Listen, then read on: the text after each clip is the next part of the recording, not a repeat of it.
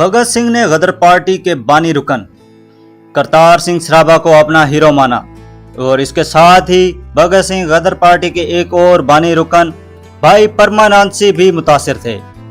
Bhagat Singh anarchism और communism की तरफ रागिब हुआ था।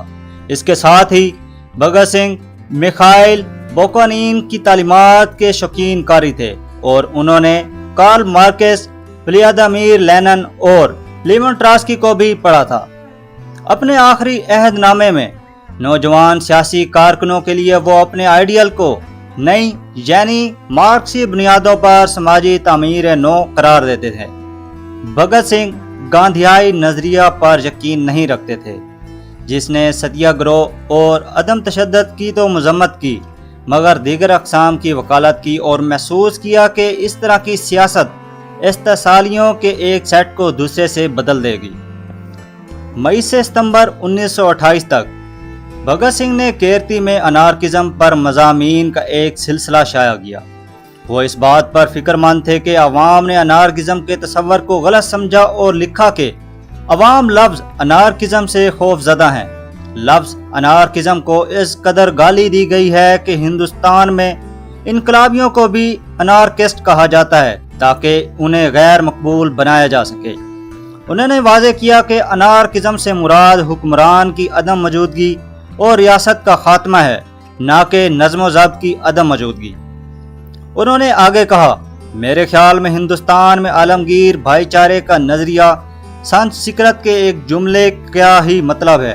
और उन्होंने मजीद कहा कि अनार्किज्म का आखिरी हदफ मुकम्मल आज़ादी है, जिसके मुताबिक ना कोई खुदा या मजहब का जनून होगा और ना ही कोई पैसे या दूसरी दुनियावी ख्वाहिशात का दीवाना होगा।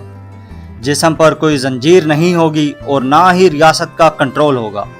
इसका मतलब है कि वो चर्च, खुदा और मजहब, रियासत, निजी जायदाद, इन सब का ख़त्म करना चाहते थे। 21 जनवरी 1930 को लाहौर साजिश केस की समाअत के दौरान भगत सिंह और उसके SHRA के साथी सुर्ख स्कार्फ पहने अदालत में पेश हुए। जब मजिस्ट्रेट ने अपनी कुर्सी संभाली तो उन्होंने नारे बुलंद किए, सोशलिस्ट इनकलाब जिंदाबाद, कम्युनिस्ट इंटरनेशनल जिंदाबाद, लोग जिंदाबाद, लेनिन का नाम कभी नहीं मरेगा और साम्राज्यत से नीचे। भगत सिंह ने फिर अदालत में एक टेलीग्राम का मतन पढ़ा और मजिस्ट्रेट से कहा कि इसे थर्ड इंटरनेशनल को भेज दे। टेलीग्राम ने कहा, लेनिन डे पर हम इन तमाम लोगों को सलाम भेजते हैं जो अजीम लेनिन के नज़रियात को आगे बढ़ाने के लिए कुछ कर रहे हैं। हम रूस के इस अजीम तजर्बे की कामयाबी की ख्वाहिश करते हैं। हम मेहनत कश तबके के बैनुल-अक़वामी तहरीक के साथ अपनी आवाज़ में शामिल हैं। सरमायादारी को शिकस्त होगी, साम्राज्य की मौत होगी। मौरख KN पानीकर ने भगत सिंह को हिंदुस्तान के इब्तदाई मार्क्सिस्टों में से एक के तौर पर बयान किया है। सियासी नजरिया नगार जैसन नोट करते हैं कि वो मार्क्स की निस्बत लेनिन से ज़्यादा मोहब्बत करते थे। 1926 के बाद उन्होंने हिंदुस्तान और बैरून मुल्क इनकलाबी तहरीकों की तारीख का मुतालिया किया। अपनी जेल की नोटबुक में उसने लेनिन को साम्राज्य और सरमायादारी के हवाले से और ट्रॉट्स्की के इनकलाबी अफकार का भी हवाला दिया था। अपनी फांसी के दिन भगत सिंह एक जर्मन मार्क्सिस्ट क्लारा ज़ेटकिन की तसनीफ करदा किताब लेनिन की यादाश्तें पढ़ रहे थे। जब उनसे पूछा गया कि उनकी आखिरी ख्वाहिश क्या है तो वो भगत सिंह ने जवाब दिया कि वो लेनिन की ज़िंदगी का मुताला कर रहे हैं और वो उसे अपनी मौत से पहले ख़त्म करना चाहते हैं। भगत सिंह ने हिंदू मुस्लिम फसादात को मुशाहिदा करने के बाद मजहबी नज़रियात पर सवाल उठाना शुरू किए जो गांधी के अदम तावन की तहरीक को ख़त्म करने के बाद फूट पड़े। उसे समझ नहीं आ रही कि इन दो ग्रोहों के अरकान जो इब्तिदा में अंग्रेज़ों के खिलाफ लड़ने में मुत्तहिद हो गए थे, अपने मजहबी इख्तलाफात की वजह से एक दूसरे के गले कैसे पड़ सकते हैं। इस मौके पर भगत सिंह ने अपने मजहबी अकायद को छोड़ दिया क्योंकि उनका ख्याल था कि मजहब इनकलाबियों की जिदोजहद आज़ादी में रुकावट है। बाकोनेन, लेनिन, ट्रॉट्स्की के मुताबिक भी यही कुछ था। तमाम मलहद इनकलाबियों के कामों का मुतालिया शुरू किया انہوں نے سوہام سوامی کی کتاب کامن سینس میں بھی دلچسپی لی۔ 1930 اور 31 کے دوران جیل میں رہتے ہوئے بھگت سنگھ سے ایک ساتھی قیدی رندھیر سنگھ اور ایک سکھ رہنما نے رابطہ کیا، جسے بعد میں اکھنڈ کیرتانی جتھا مل گیا۔ بھگت سنگھ کے قریبی ساتھی شیوا ورما کے مطابق، جنہوں نے بعد میں ان کی تحریریں مرتب کی اور تدوین کی، رندھیر سنگھ نے بھگت سنگھ کو خدا کے وجود پر قائل کرنے کی کوشش کی اور ناکام ہونے پر اسے برا بھلا کہا۔ تم شہرت سے گھبرا گئے ہو اور ایک انا پیدا کر لی ہے، آپ اور خدا کے درمیان ایک سیاہ پردے کی طرح۔ اس کے جواب میں بھگت سنگھ نے اس سوال کو حل کرنے کے لیے میں ایک ملحد کیوں ہوں کے عنوان سے ایک مضمون لکھا کہ آیا اس کا الحاد باطل سے پیدا ہوا تھا۔ مضمون میں اس نے اپنے عقائد کا دفاع کیا اور کہا کہ وہ اللہ تعالیٰ پر پختہ یقین رکھتے تھے، لیکن اپنے آپ کو ان خرافات اور عقائد پر یقین نہیں لا سکتے جو دوسرے ان کے دلوں کے قریب تھے۔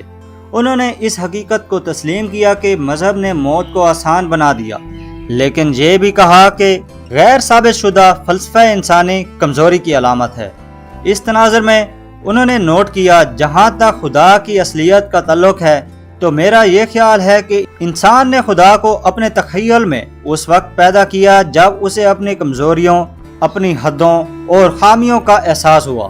اس طرح اس نے تمام مشکل حالات کا مقابلہ کرنے اور اپنی زندگی میں آنے والے تمام خطرات کا مقابلہ کرنے اور خوشحالی میں اپنے اشتعال کو روکنے کی ہمت حاصل کی۔ خدا نے اپنے عجیب و غریب قوانین اور والدین کی سخاوت کے ساتھ تخیل کے رنگ برنگے رنگوں سے رنگا ہوا تھا۔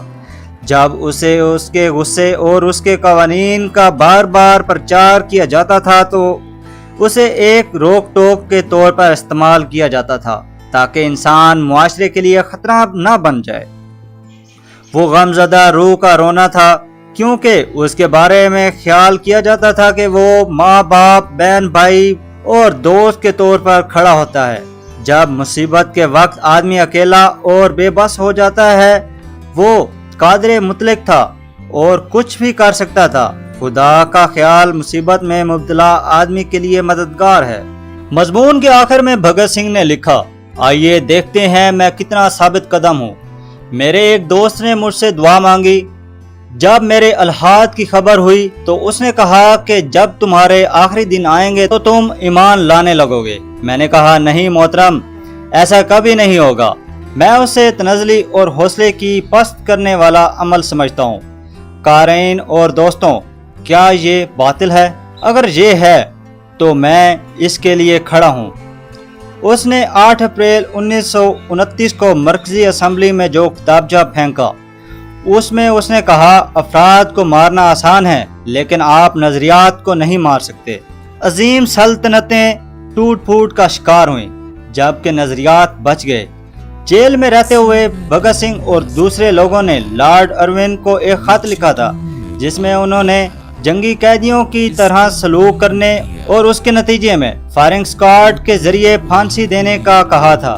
بھگت سنگھ کے دوست پرن ناتھ مہتا نے ان کی پھانسی سے 3 دن پہلے 20 مارچ کو جیل میں ان سے معافی کے لیے خط کا مسودہ لکھا، لیکن اس نے اس پر دستخط کرنے سے انکار کر دیا۔ سبھاش چندر بوس نے کہا کہ بھگت سنگھ نوجوانوں میں نئی بیداری کی علامت بن گئے تھے۔ نہرو نے بھی اعتراف کیا کہ بھگت سنگھ کی مقبولیت ایک نئی قومی بیداری کا باعث بن رہی تھی۔ انہوں نے کہا، وہ ایک صاف ستھرا لڑاکا تھا جس نے کھلے میدان میں اپنے دشمن کا مقابلہ کیا۔ وہ ایک چنگاری کی طرح تھا جو تھوڑے ہی عرصے میں شعلہ بن گیا اور ایک سے پھیل گیا۔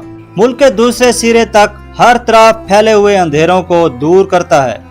بھگت سنگھ کی پھانسی کے 4 سال بعد انٹیلیجنس بیورو کے ڈائریکٹر سر ولیمسن نے لکھا، ان کی تصویر ہر شہر اور بستی میں فروخت پر تھی اور ایک وقت کے لیے مقبولیت میں مسٹر گاندھی سے بھی زیادہ مقبول تھی۔ بھگت سنگھ آج تک ہندوستانی نقش نگاری میں ایک اہم شخصیت بنی ہوئی ہے، تاہم اس کی یادداشت زمرہ بندی سے انکار کرتی ہے اور مختلف گروہوں کے لیے مسائل پیش کرتی ہے جو اسے مناسب کرنے کی کوشش کر سکتے ہیں۔ پریتم سنگھ ایک پروفیسر ہیں جنہوں نے ہندوستان میں وفاقیت، قوم پرستی اور ترقی کے مطالعہ میں مہارت حاصل کی ہے۔ نوٹ کرتے ہیں کہ بھگت سنگھ ہندوستانی سیاست میں تقریباً ہر رجحان کے لیے ایک چیلنج کی نمائندگی کرتا ہے۔ گاندھی سے متاثر ہندوستانی قوم پرست، ہندو قوم پرست، سکھ قوم پرست، پارلیمانی بائیں بازو اور مسلح جدوجہد کے حامی نکسلی بائیں بازو بھگت سنگھ کی میراث کو درست کرنے کے لیے ایک دوسرے سے مقابلہ کرتے ہیں، اور پھر بھی ان میں سے ہر ایک کو دعویٰ کرنے میں تضاد کا سامنا ہے۔ گاندھی سے متاثر ہندوستانی قوم پرستوں کو بھگت سنگھ کا تشدد کا سہارا مشکل لگتا ہے۔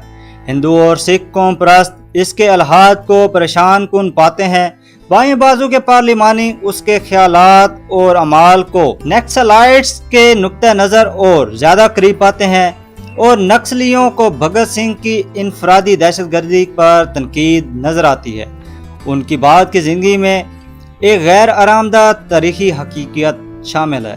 15 اگست 2008 کو انڈیا کی پارلیمنٹ میں اندرا گاندھی اور سبھاش چندر بوس کے مجسموں کے ساتھ بھگت سنگھ کا 18 فٹ اونچا کانسی کا مجسمہ نصب کیا گیا تھا۔ بھگت سنگھ اور دت کا ایک پورٹریٹ پارلیمنٹ ہاؤس کی دیوار پر بھی سجا ہوا ہے۔ دریائے ستلج کے کنارے حسینی والا کے مقام پر جہاں بھگت سنگھ کی تدفین ہوئی تھی، تقسیم کے وقت پاکستانی علاقہ بن گیا۔ 17 جنوری 1961 کو اسے سلیمان کی ہیڈ ورک کے قریب 12 گاؤں کے بدلے بھارت منتقل کر دیا گیا۔ بٹو کشور دت کو 19 جولائی 1965 کو ان کی آخری خواہش کے مطابق، جیسا کہ بھگت سنگھ کی والدہ ودیاوتی کے مطابق، ان کی آخری رسومات ادا کی گئیں۔ قومی شہداء کی یادگار 1968 میں شمشان کی جگہ پر بنائی گئی تھی، اور اس میں بھگت سنگھ، راج گرو اور سکھ دیو کی یادگاریں ہیں۔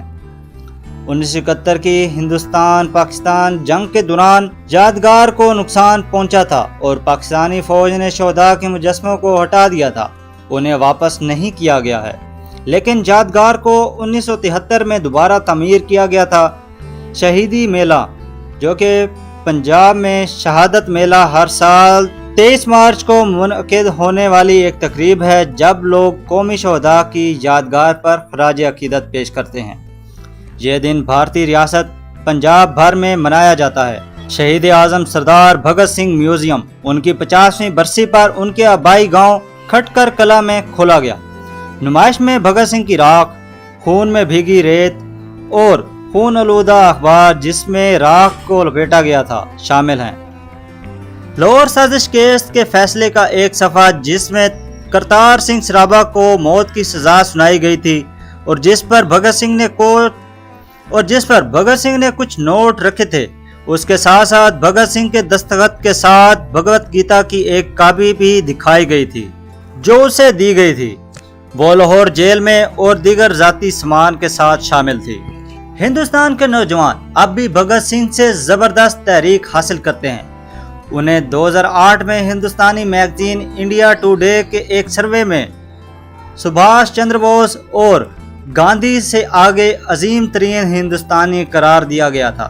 ان کی پیدائش کی صدی کے دوران دانشوروں کے ایک گروپ نے ان کی اور ان کے نظریات کی یاد میں بھگت سنگھ سنستھان کے نام سے ایک ادارہ قائم کیا۔ ہندوستان کی پارلیمنٹ نے 23 مارچ 2001 اور 2005 کو بھگت سنگھ کی یاد میں خراج عقیدت پیش کیا اور خاموشی اختیار کی۔ یہ تھی بھگت سنگھ کی زندگی کی ایک مکمل ڈاکومنٹری، جو کہ اس سیریز کی آج کی یہ آخری ایپیسوڈ تھی۔ اگر آپ نے اس سے پہلے کی 3 ایپیسوڈ نہیں دیکھی تو وہ ضرور دیکھ لیں، کیونکہ ان میں ہم نے آپ کے لیے بہت سی معلومات اکٹھی کر کے ویڈیو میں بیان کی ہیں، کیونکہ وہ 3 ایپیسوڈ کی جتنی بھی معلومات ہیں وہ تمام کی تمام بھگت سنگھ کی زندگی کے ارد گرد گھومتی ہیں، اس لیے ان تمام ایپیسوڈ کو دیکھنا مت بھولیے گا۔ اگر آپ اس طرح کی مزید ہسٹوریکل اور انفارمیٹو ویڈیوز دیکھنا چاہتے ہیں تو ہمارے یوٹیوب چینل ہسٹومینٹری کو اگر آپ نے ابھی تک سبسکرائب نہیں کیا تو سبسکرائب کر لیں اور بیل آئیکن کے بٹن کو پریس کر لیں، تاکہ اس طرح کی مزید ہسٹوریکل اور انفارمیٹو ویڈیوز آپ تک پہنچتی رہیں۔ آج کے لیے ہمیں اجازت دیجیے، اللہ حافظ۔